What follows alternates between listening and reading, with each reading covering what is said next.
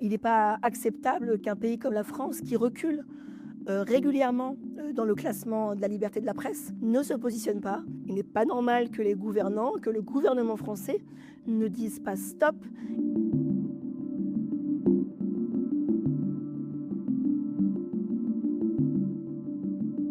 En 2020, je me trouvais au Blanc-Mesnil parce que, en tant que journaliste indépendante, je documentais l'impact du Covid sur les habitants des quartiers populaires en Seine-Saint-Denis. Et en fait, les habitants m'ont plus parlé de la maltraitance de la municipalité à leur encontre que du Covid en lui-même. Et c'est comme ça que j'ai commencé à enquêter. Thierry Mégnien, il a été maire du Blanc-Mesnil pendant près de 12 ans, jusqu'en 2021 officiellement, puisqu'il est devenu sénateur à cette date, sauf que il a continué à diriger la mairie alors même que la loi de non-cumul des mandats l'en empêchait. Mon enquête, c'est une enquête de 500 pages que j'ai menée donc pendant 6 ans et qui consiste à documenter cette gestion politique très violente à l'égard des habitants du Blanc-Mesnil. En gros, c'est un fonctionnement qui consiste à dire vous êtes avec nous, vous êtes contre nous.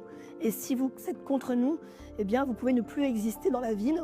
Et donc cette enquête, elle a été rendue publique en février, le 11 février précisément, un mois avant les élections municipales. Thierry Mégnien était de nouveau candidat à la mairie du Blanc-Mesnil et visiblement, il n'a pas supporté mon enquête puisqu'il considère qu'elle est en partie responsable de son échec puisqu'il a été battu aux élections municipales au second tour. Et il a donc dit à une journaliste du Monde « Je vais la faire condamner en diffamation, je vais la fouetter, elle va mourir, je la tue » en m'insultant de salope, qui est une insulte sexiste. Il y a une dimension aussi coloniale dans l'expression « je vais la fouetter ». Je suis évidemment choquée, choquée par la virulence des propos, choquée aussi par la facilité à les réitérer, puisqu'il les réitère à plusieurs reprises. Ce qui me choque toujours autant, c'est l'absence de réaction, à la fois du côté du gouvernement, qui est quand même censé protéger la liberté d'informer, la liberté des journalistes à enquêter.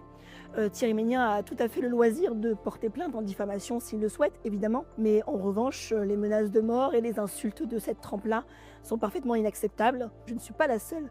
Aujourd'hui, un certain nombre d'entre nous sommes confrontés à cette violence-là. La violence, à mon égard, elle s'est effectivement exercée par le biais d'un élu de la République, un parlementaire, un sénateur, c'est-à-dire quelqu'un qui vote la loi et qui propose la loi. Et ça interroge beaucoup effectivement sur le sentiment d'impunité d'un certain nombre de politiques. C'est terrible à dire, mais la violence s'est banalisée. La violence raciste, la violence sexiste. La raison pour laquelle je continue à prendre la parole et la raison pour laquelle je continue à vouloir faire en sorte que cette histoire continue à exister, c'est qu'elle ne doit pas être normalisée, cette histoire-là de la violence.